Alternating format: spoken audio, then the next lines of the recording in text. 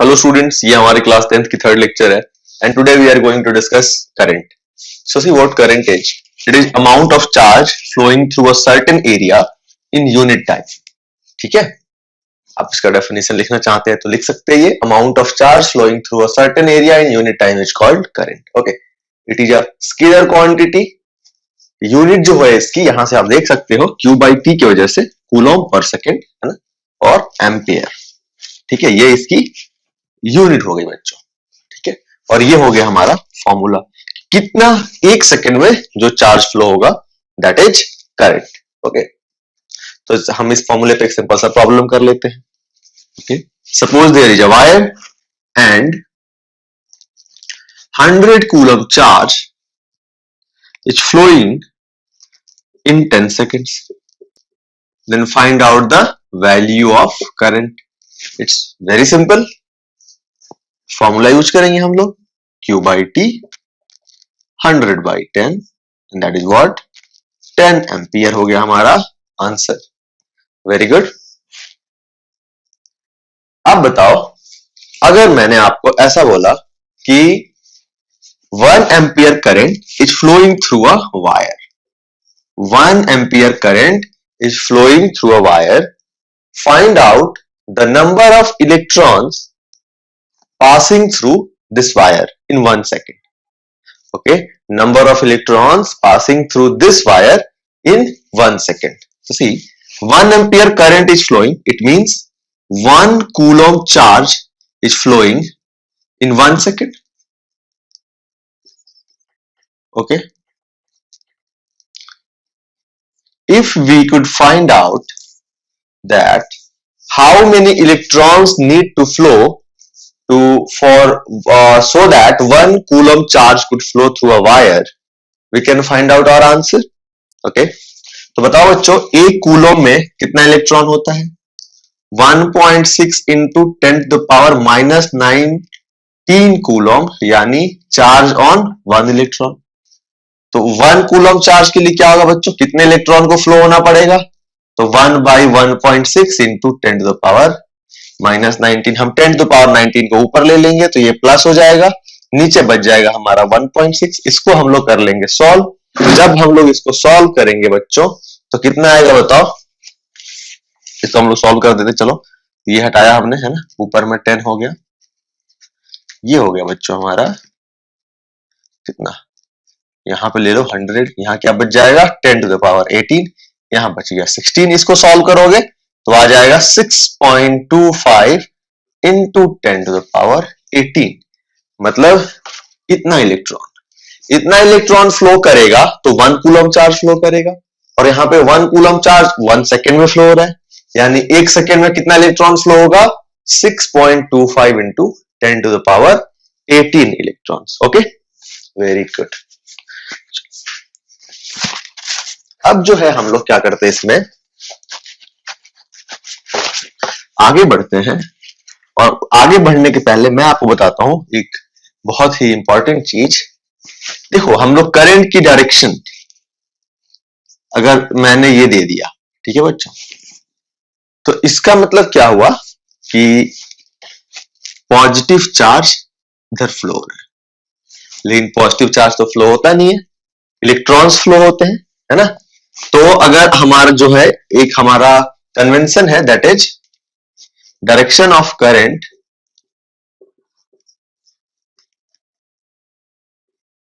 is taken along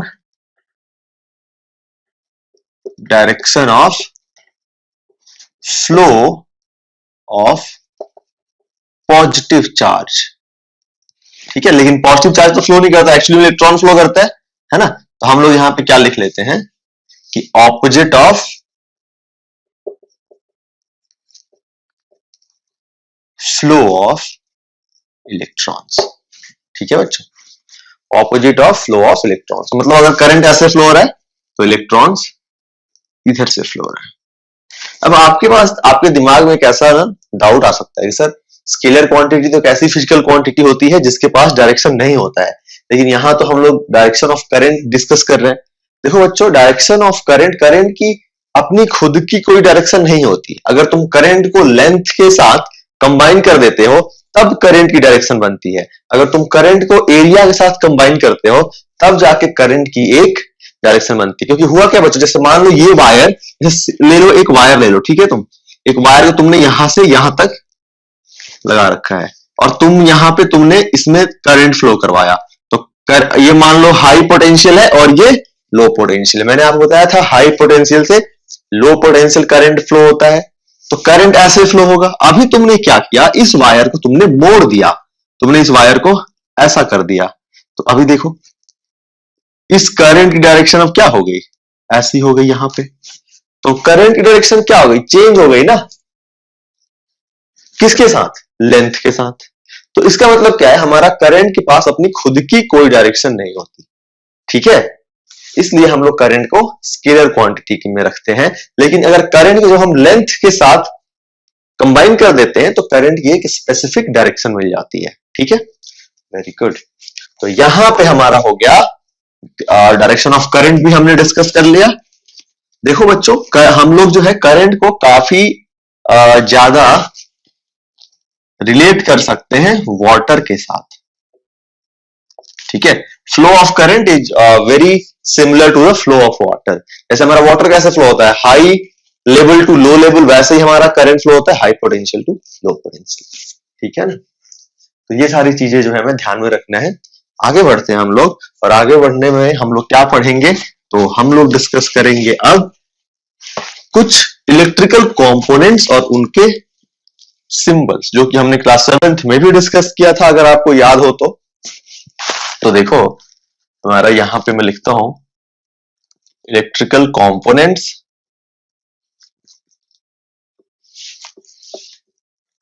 और यहां पे उनके सिंबल्स, ठीक है बच्चों।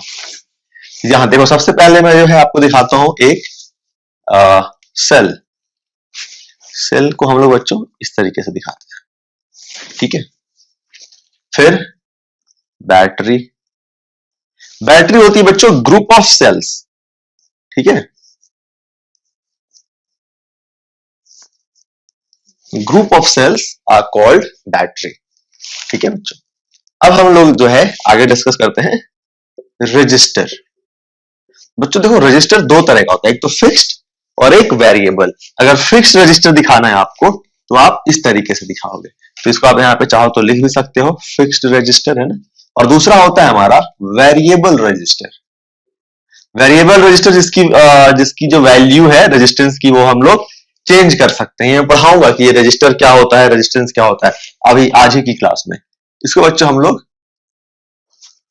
इस तरीके से डिनोट करते हैं या फिर इस तरीके से, ठीक है बच्चों। उसके बाद से जो है हम लोग डिस्कस करते हैं स्विच या फिर प्लग की।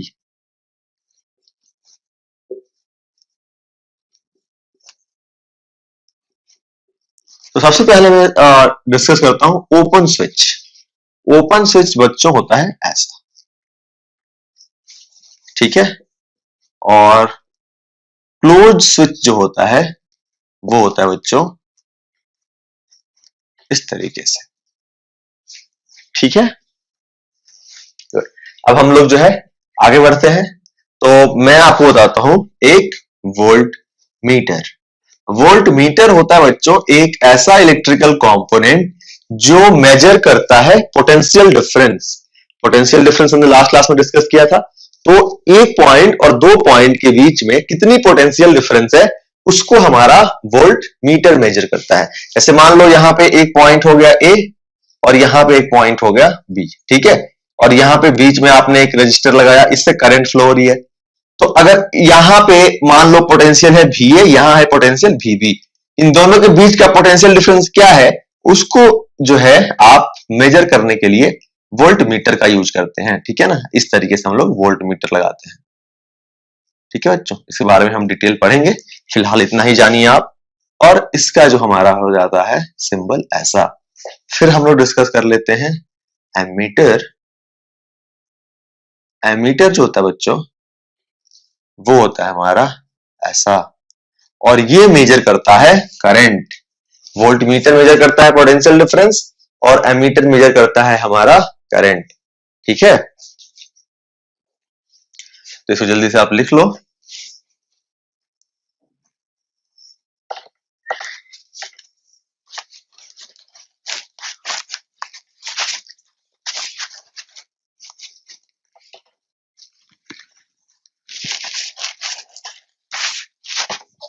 और एक और लिख लो, वो हो गया हमारा क्या बच्चों, bulb, electric bulb. Electric bulb जो है उसको हम लोग बच्चों इस तरीके से शो करते हैं, ठीक है। तो ये हो गया हमारे कुछ इलेक्ट्रिकल कंपोनेंट्स, ठीक है बच्चों। अब जो है हम लोग आगे डिस्कस करते हैं। हम लोग ये सब कुछ डिस्कस करने के बाद आगे हम लोग डिस्कस करेंगे ओम्स लॉ, ठीक है बच्चों। ओम्स लॉ, देखो ओम्स लॉ क्या होता था। ओम्स लॉ, ठीक है। एक जर्मन साइंटिस्ट थे बच्चों, साइमन ओम। उन्होंने 1827 में एक एक्सपेरिमेंट किया। उन्होंने जो एक्सपेरिमेंट किया उसकी सर्किट डायग्राम में आपको दिखाता हूं। उन्होंने एक रेजिस्टेंस लिया, एक रजिस्टर लिया, ठीक है, और उन्होंने यहां पे एक एमीटर लगा दिया। एमीटर क्या करता है बच्चों, बिल्कुल सही, करंट मेजर करता है। और यहां पे इन्होंने वोल्ट मीटर लगा दिया। देखो बच्चों, वोल्ट मीटर ऐसे कनेक्ट होता है, इस कॉम्बिनेशन को बोलते हैं पैरेलल कॉम्बिनेशन। और एमीटर ऐसा कनेक्ट होता है, इसको बोलते हैं सीरीज कॉम्बिनेशन। समझाऊंगा मैं आपको, है ना। इसको बोलते हैं पैरेलल में कनेक्शन और इसको बोलते हैं सीरीज में कनेक्शन। ये मैं समझाऊंगा आपको।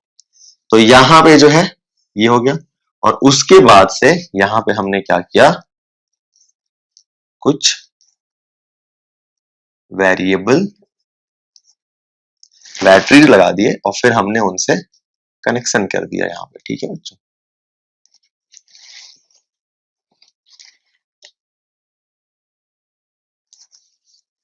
यहां पे मैंने इसलिए लगाया है क्योंकि मैं इसको जो है वेरी कराने वाला हूं, ठीक है। अभी मैंने इसको यहां कनेक्ट किया है, मैं इसको इसके बाद यहां कनेक्ट कर दूंगा, ठीक है ना।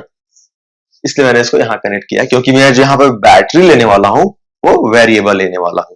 बैटरी का काम क्या होता है बच्चों, बैटरी का काम होता है कि किसी भी इलेक्ट्रिकल सर्किट को कांस्टेंट पोटेंशियल डिफरेंस सप्लाई करना, ठीक है।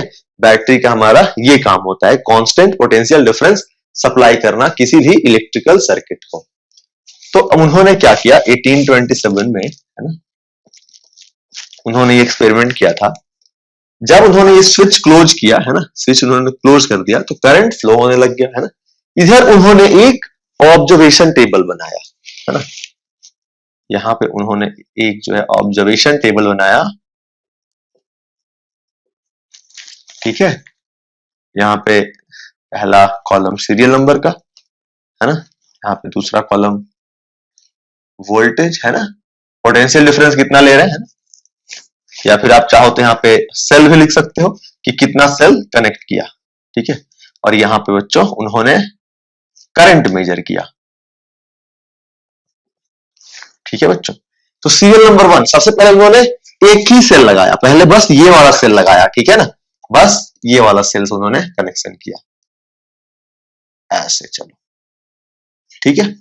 ये सब कनेक्टेड है ही नहीं, ये सब हमारा ऐसे ही अभी अभी से कोई यूज नहीं, बस एक ही सेल कनेक्टेड है। तो एक सेल कनेक्ट किया, करंट उन्होंने मान लो ऐसा करंट आ गया 2 एम्पियर ले लो, 2 एम्पियर करंट आया। किसने बताया, एमीटर ने बताया कि 2 एम्पियर करंट फ्लो हो रही है, ठीक है। फिर उन्होंने क्या किया, सीरियल नंबर 2 दूसरा सेल लिया। अब देखा क्या, और सारे ये सेल इक्विवेलेंट है ना, सबकी पोटेंशियल डिफरेंस सेम है, मतलब सारे अगर 6 वोल्ट की सेल है तो सब 6 वोल्ट की ही सेल है, उसमें कोई डिफरेंस नहीं। तो 2 हो गया, यहां पे देखा कि 4 एम्पियर आ गया। सीरियल नंबर 3 में 3 सेल लिया, यहां पे आ गए बच्चों 6 एम्पियर।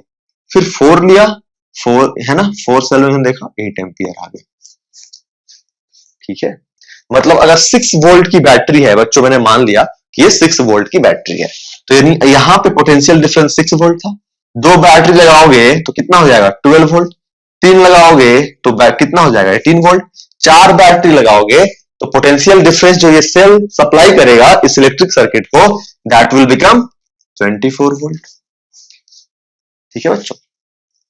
तो ये देखो, मतलब इसने जब एक सेल लगाया तो सर्किट को मिला 6 वोल्ट का पोटेंशियल डिफरेंस, दो लगाया तो 12 वोल्ट का मिल गया, 3 सेल्स जब कनेक्ट करें तो हमें मिल गया 18 वोल्ट का पोटेंशियल डिफरेंस इस सर्किट को।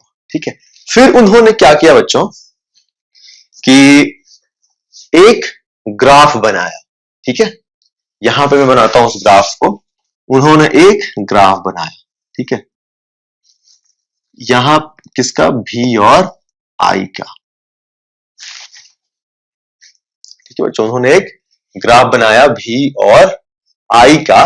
तो उन्होंने देखा क्या कि सबसे पहले देखो, पहला क्या है हमारा, हम जैसे मान लो कि आप ना आई इस वाई एक्सिस पे भी कर सकते हो, ये आपकी मर्जी है। आप चाहो तो आई को वाई एक्सिस पे और भी को एक्स एक्सिस पे आप ले सकते हो। आप इसको डिपेंडेंट, इसको इंडिपेंडेंट, आप जैसे इसको इंडिपेंडेंट, इसको डिपेंडेंट, आपकी जैसी मर्जी है ना, आप इसको मैनिपुलेट कर सकते हो।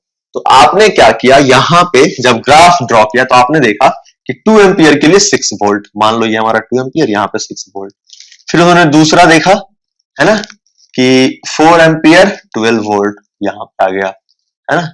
फिर तीसरा यहां पे आ गया। ठीक है, चौथा का स्पेस नहीं है तो मैं नहीं बना रहा। तो देखा उन्होंने क्या कि ये जो है हमारा भी और आई का ग्राफ एक स्ट्रेट लाइन आया बच्चों।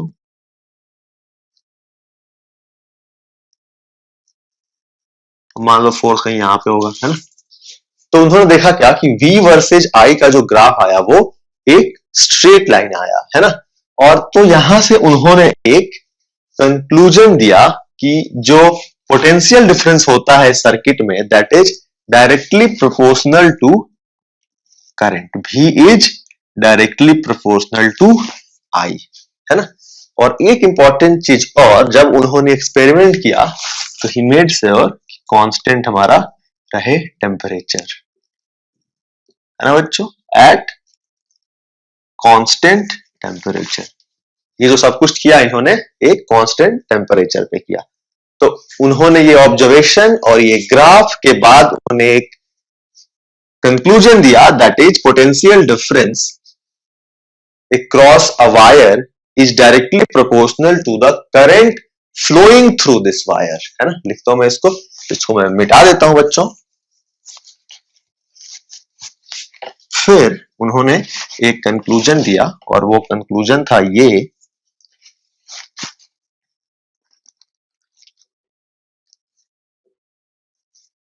Potential difference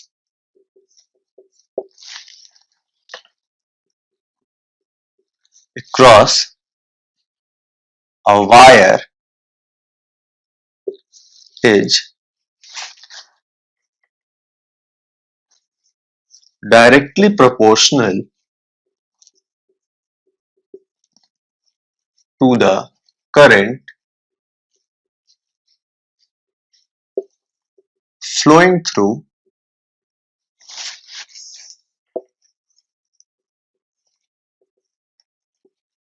the wire। ठीक है बच्चों, और यहां पे एक जो चीज है मैंने आपको बताया, एट कांस्टेंट टेम्परेचर, तो वो भी आप यहां पे ऐड कर सकते हो कि अकॉर्डिंग टू ओम्स लॉ, ये हो गया हमारा Ohm's law. According to Ohm's law, according to Ohm's law, eight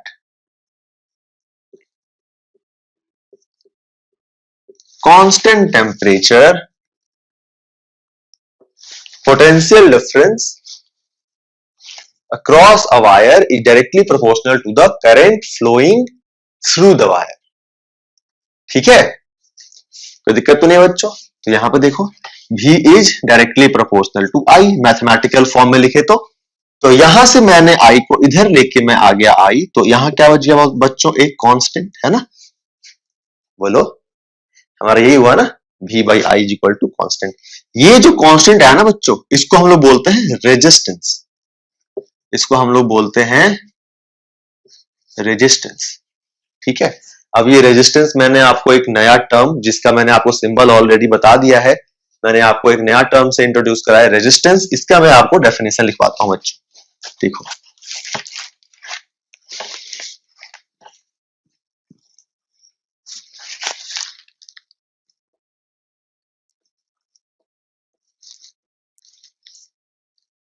बच्चों रेजिस्टेंस क्या होता है? देखो, जब भी किसी कंडक्टर से कोई करंट फ्लो होता है, ठीक है, तो उसको क्या होता है कि एक रेजिस्टेंस मिलता है। जैसे कि आपको मैं एक एक्टिविटी के थ्रू समझाता हूं। देखो, एक ऑपोजिशन ऑफर करता है वो कंडक्टर जिससे करंट हमारा फ्लो होता है ना, उसी ऑपोजिशन को हम लोग रेजिस्टेंस बोलते हैं। यहां मैं समझाता हूं आपको। देखो, यहां पे मैंने क्या किया है, एक सर्किट डायग्राम मान लो बना दिया है, ठीक है ना, इस तरीके का।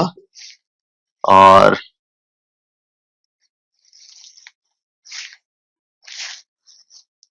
यहां पे मैंने जो ये वाला दोनों एंड है ना, इसको मैंने ओपन करके रखा हुआ है, ठीक है। और मैंने तीन चीजें हैं मेरे पास।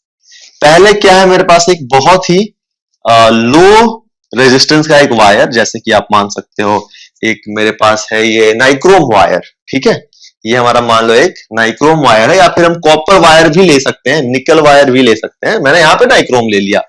और एक जो है बल्ब है ना, एक जो है हमारी बल्ब है, ठीक है। और एक बल्ब और है, ठीक है बच्चों। तो यहां पे एक मैंने बल्ब लिया है 10 वॉट का, और एक बल्ब लिया है मैंने 100 वॉट का, ठीक है बच्चों। इसका बेनिफिट, इसका मैंने एक 10 वॉट और 100 वॉट में डिफरेंस क्या है बच्चों? देखो, यहां पे हमारा जो है ये वाली जो बल्ब है ना, 100 वॉट वाली, ठीक है। तो 100 वॉट वाली बल्ब के लिए जो हमारा रेजिस्टेंस होगा, ठीक है बच्चों, वो जैसे आपको मैं अभी फॉर्मूला बताऊंगा, ये वाला एक फॉर्मूला अगली क्लास में बताऊंगा, है ना, ये वाला। तो जिस बल्ब का बच्चों पावर ज्यादा होता है ना, उसकी रेजिस्टेंस कम होती है। मतलब इसकी रेजिस्टेंस जो है बच्चों वो कम है ना। तो आप लिख सकते हो यहाँ पे लेस रेजिस्टेंस, है ना, और इसका जो है हाई रेजिस्टेंस, ठीक है ना, ऐसे ही मान लो। तो जब मैंने एक नाइक्रोम वायर यहां पे कनेक्ट किया, तो देखा कि अगर एमीटर ने जो रीडिंग दिया है वो I1 दिया है, ठीक है। और जब मैंने कनेक्ट किया ये 100 वॉट वाला बल्ब, तो इस एमीटर ने जो रीडिंग दिया है वो I2 दिया है। और जब ये कनेक्ट किया तो इस एमीटर ने जो रीडिंग दिया है ये कनेक्शन के बाद वो I3 दिया है। देखा हमने बच्चों कि जो I1 है that is greater than I2 and greater than I3। मतलब नाइक्रोम वायर के केस में मैक्सिमम करंट मिला, ठीक है। और उससे हमें कम मिला इसके केस में, और उससे भी कम मिला हमें इस 10 वॉट वाले बल्ब के केस में, ठीक है। तो हमने क्या देखा कि जब हम रेजिस्टेंस को बढ़ा रहे हैं तो करंट की वैल्यू कम होती चली जा रही है ना। तो यहां से हमने एक रेजिस्टेंस का डेफिनेशन निकाला कि it is property of a conductor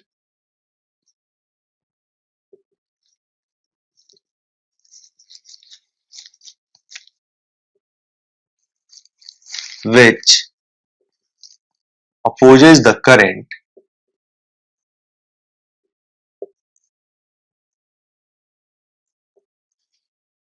to which opposes the current which are which is flowing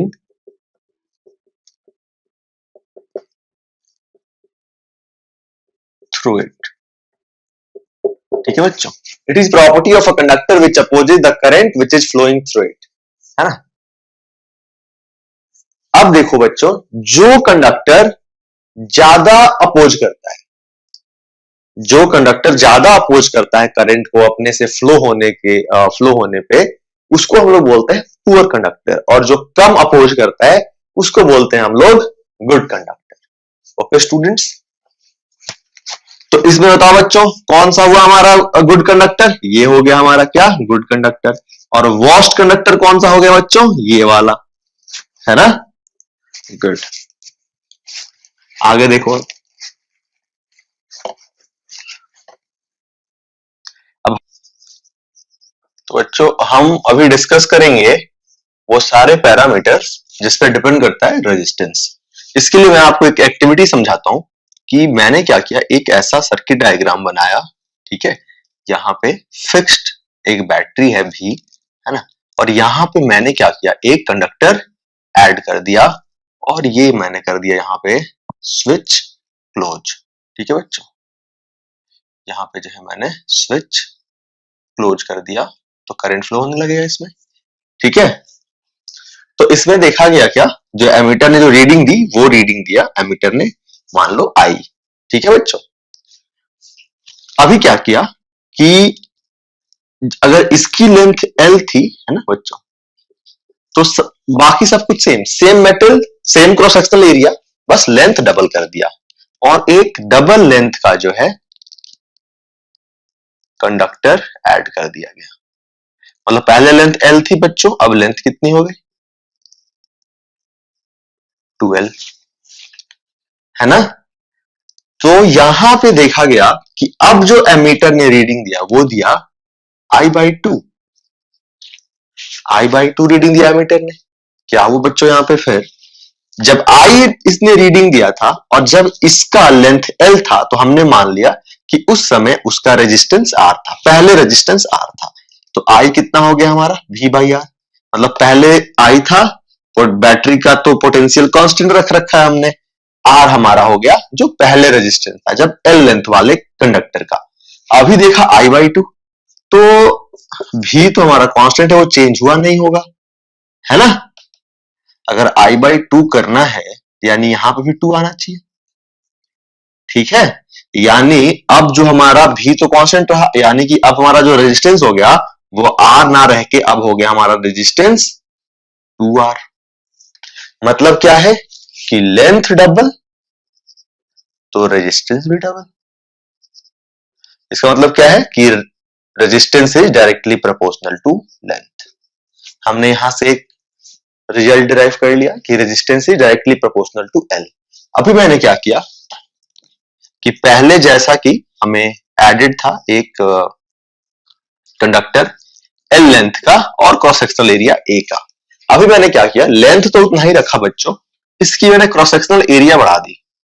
मैंने क्रॉस सेक्शनल एरिया कर दिया 2A। फिर देखा क्या, इस एमीटर ने रीडिंग दिया 2I, इस एमीटर ने रीडिंग दिया 2I। तो फिर आप यहां समझो इस चीज को, ये मैं मिटा देता हूं। I क्या था बच्चों हमारा, V/R, पहले जब इसका A था क्रॉस सेक्शनल एरिया। अभी क्या मिल रहा है हमें, 2I, यानी ये भी इधर भी 2। तो यहां भी तो 2 ही हो नहीं सकता क्योंकि हमने इसको तो कांस्टेंट रख रखा है। ऐसा हो सकता है कि R आधा हो गया हो, इस 2 को हटाएंगे, 2 नीचे आएगा ना, कि हमारा R आधा हो गया हो। मतलब क्या हुआ बच्चों, ये रेजिस्टेंस हमने एरिया को किया 2A, तो ये कितना हो गया रेजिस्टेंस R/2। अगर हम एरिया को करेंगे 4A, तो रेजिस्टेंस हो जाएगा हमारा R/4। मतलब क्या है कि resistance is inversely proportional to area. दूसरा रिजल्ट यहां से डिराइव कर लिया हमने। जब हमने इन दोनों को कंबाइन किया बच्चों, तो हमें मिल गया ये R is directly proportional to L/A।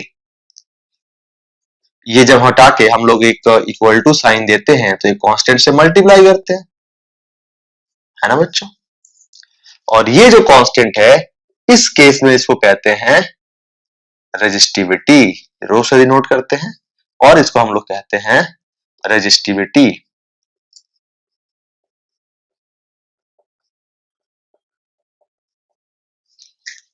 ठीक है बच्चों, रेजिस्टिविटी। अब हम लोग यहां पर डिस्कस करते हैं दो चीजें। पहला, यूनिट ऑफ रेजिस्टेंस। तो बच्चों रेजिस्टेंस की जो यूनिट है वो होती है ओम, है ना, एक ग्रीक लेटर है हमारा, है ना। और रेजिस्टिविटी की जो यूनिट है ना,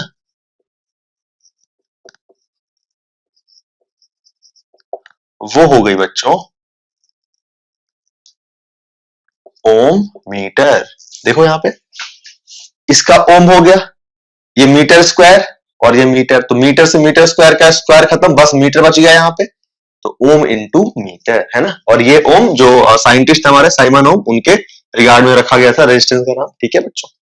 तो यहां से मिल गया हमें क्या, dependences of resistance and units of resistance and resistivity. ठीक है बच्चों, तो अब जो है हम लोग यहाँ पे रेजिस्टिविटी के बारे में थोड़ा सा और डिस्कस करते हैं। देखो बच्चों, रेजिस्टिविटी जो होती है वो किसी भी एक मेटल के लिए या कंडक्टर के लिए सेम रहती है। जैसे तुम कॉपर का कोई भी कैसा भी वायर बनाओ, किसी भी शेप का, किसी भी साइज का, ठीक है, उसकी रेजिस्टिविटी सेम रहेगी। अगर तुमने निकल का बनाया तो उसकी रेजिस्टिविटी सेम रहेगी। ठीक है ना। तो हमारा जो रेजिस्टिविटी है ये remains same for a certain material. ठीक है ना, लिख सकते हैं, और मेटल। दूसरा, increases with increase in temperature. ठीक है बच्चों, एक दो। और देखो बच्चों, रेजिस्टेंस जो कंडक्टर्स का होता है ना, वो हमारा लाई करता है कंडक्टर्स या फिर मेटल्स। वो हमारा लाई करता है बच्चों 10 to the power -8 to 10 to the power -6 ohm metre के बीच में। रेजिस्टेंस बच्चों जो इंसुलेटर्स के लिए होता है that is 10 to the power 12 to 10 to the power 14 ohm metre, है ना। तो ये हमारी रेजिस्टिविटी हो गई कंडक्टर्स की इतनी, और इंसुलेटर का ये रेंज होता है। ठीक है बच्चों। अब देखो, एक इंपॉर्टेंट फैक्ट मैं और बताता हूं आपको रेजिस्टिविटी के बारे में। बच्चों, रेजिस्टिविटी जो होती है अलॉयज की, अलॉय जैसे नाइक्रोम हो गया, है ना, ये हमारा एक अलॉय हो गया। ठीक है, तो अगर आप नाइक्रोम, तो यहां पे जो रिजल्ट है पहले वो लिख देता हूं मैं, है ना, कि resistivity of alloys are greater than resistivity of their constituent metals।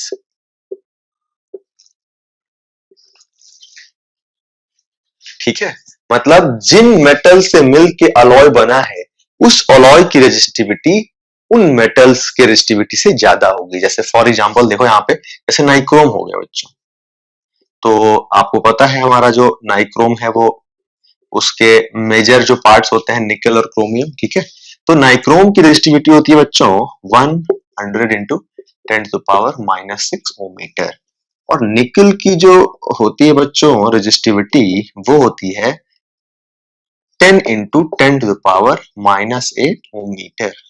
और बच्चों जो क्रोमियम की होती है रेजिस्टिविटी वो होती है 12.9 into 10 to the power -8 ohm metre. देखो, इन दोनों से ज्यादा है ना इसके अलॉय की रेजिस्टिविटी। ये एक इंपॉर्टेंट चीज था, इसको आप याद कर लेना। अब हम लोग आगे डिस्कस करते हैं।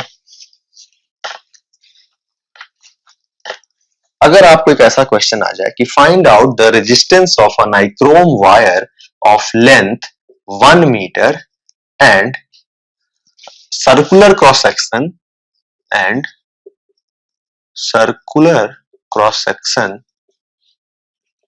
ऑफ रेडियस 7 सेंटीमीटर, कैसे करोगे बच्चों आप लोग? तो फॉर्मूला यूज कर लोगे, R equal to rho L by A. Rho कितना दिया हुआ है बताइए? रो दिया हुआ है हमें, अभी जस्ट बताया मैंने आपको 100 into 10 to the power -6 ohm metre. ठीक है ना, 100 इंटू 10 टू द पावर -6 किसकी?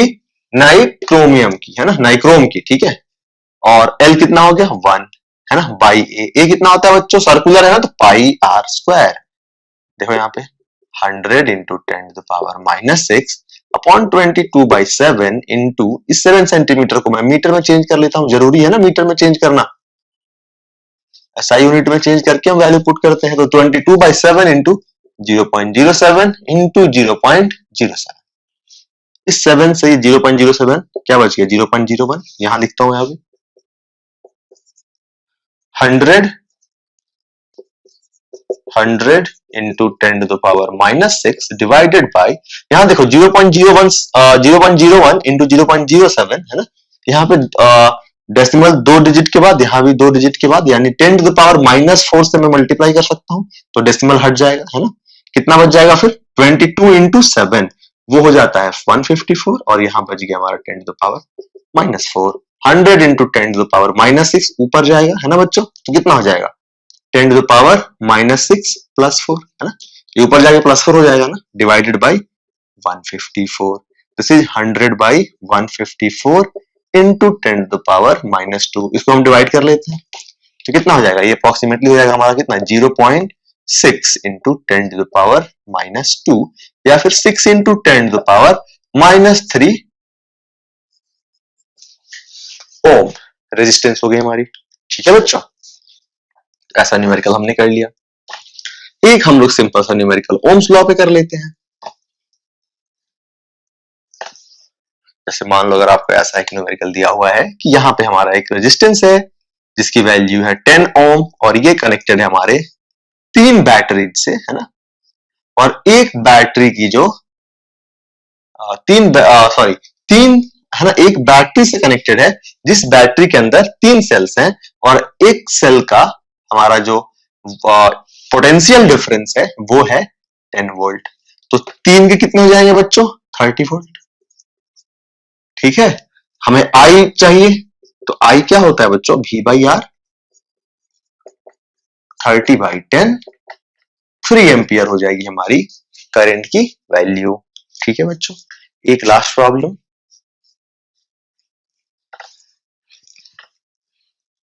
जैसे कि आप मान लीजिए कि यहां पे एक इस तरीके का एक वायर है, ठीक है,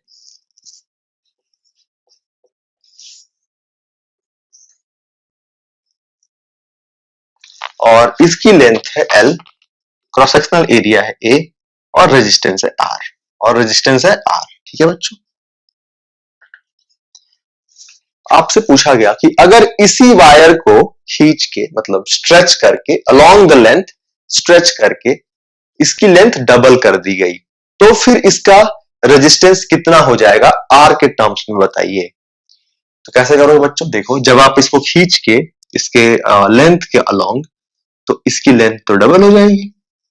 जब लेंथ डबल होगी बच्चों, तो क्रॉस सेक्शनल एरिया तो कम होगा ना। आप किसी भी चीज को अगर आप स्ट्रेच करोगे, तो अगर उसकी लेंथ बढ़ेगी तो एरिया तो कम होगी ना। तो एरिया कितनी कम हो जाएगी, तो ये देखो, इसका जब भी हम किसी चीज को स्ट्रेच करते हैं ना बच्चों, तो उसकी वॉल्यूम कांस्टेंट रहती है ना, कंडीशन है उसके अंदर कैविटी नहीं बननी चाहिए, मेटल में नहीं बनता कैविटी। ठीक है, जब भी हम मेटल को खींचेंगे तो हमारी जो है उसकी लेंथ ज्यादा हो जाएगी, लेकिन वॉल्यूम जो है जितना पहले था उतना बाद में भी रहेगा। तो ये सारे पैरामीटर से पहले के, तो पहले वॉल्यूम कितना था AL, बाद में वॉल्यूम बच्चों AL ही रहेगा अगर पहले था तो। अब लेंथ हो गया हमारा 2L, और मैंने मान लिया कि एरिया अब हो गई A'। तो बच्चों वॉल्यूम क्या होता है हमारा, वॉल्यूम होता है cross sectional area into length, जैसे मैंने यहां पे किया है। तो क्रॉस सेक्शनल एरिया हो गई हमारी A' और लेंथ हो गई हमारी 2L। ठीक है ना, जैसे मान लो इसकी आपको इसकी वॉल्यूम निकालनी है, ठीक है ना, तो क्या करोगे आप, ये जो है ना क्रॉस सेक्शनल एरिया हो गया, this is cross sectional area and this is length. तो आप क्या करोगे, इस लेंथ से इस क्रॉस सेक्शनल एरिया को मल्टीप्लाई कर दोगे ना, आपको वॉल्यूम मिल जाना है। तो भी हमारा पहले कितना था AL, बाद में भी उतना ही रहेगा। यहां से देखो A' आ जाएगा, A' कितना आ गया बच्चों 2L, इधर लेके आ जाओ, A/2 आ गया बच्चों A'। तो फाइनल रेजिस्टेंस कितना हो जाएगा, मैंने आपको क्या बताया कि एक मेटल का जो है रेजिस्टिविटी सेम रहती है। आप किसी भी शेप किसी भी साइज का कंडक्टर बनाओ, तो यहाँ पे क्या है, मेटल तो वही है, आपने उसी मेटल को बस लंबा कर दिया है ना।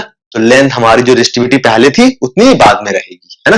तो अगर देखो, अब इन पैरामीटर से अगर तुम रेजिस्टेंस और इन तीनों के बीच का रिलेशन फाइंड आउट करने की कोशिश करो, तो R is equal to rho L by A. Rho मैंने खुद से मान लिया कि ये जो मेटल है उसकी रेजिस्टिविटी रो होगी, है ना। तो हमारा R हो गया रो L बाई ए। यहां पे देखो R डैश क्या होगा, rho L dash upon A dash. तो R dash is equal to rho L dash, हमारा बाद में लेंथ कितना हो गया बच्चों 2L, और A कितना हो गया, A डैश कितना हो गया A/2, ये 2 यहां से हट के यहां आ गया, तो R डैश कितना आ गया बच्चों 4 रो L बाई ए। और रो L बाई ए किसके बराबर है, R के बराबर। तो हमारी फाइनल रेजिस्टेंस कितनी होगी बच्चों बताइए, 4R, है ना। अगर आपको पूछता कि बताइए करंट जो है अब कितनी हो गई, अगर पहले आई थी तो अगर पहले आई थी, है ना, हमारा करंट की वैल्यू अगर पहले आई थी, तो अब फाइनल करंट की वैल्यू ये देखो, I is equal to V by R, I dash कितना, V बाई आर डैश, और आर डैश कितना, V बाई 4R हो गया ना। तो आई डैश कितना हो गया बच्चों, 1/4 V बाई आर, और V बाई आर किसके बराबर है, I के बराबर, यानी फाइनल I जो होगी बच्चों वो इनिशियल I के 1/4 टाइम्स। ठीक है ना बच्चों, ये आप समझ गए न्यूमेरिकल। तो बच्चों बस आज की क्लास में इतना ही, मिलता हूं अगली क्लास में, नया टॉपिक पढ़ेंगे और कुछ न्यूमेरिकल सॉल्व करेंगे।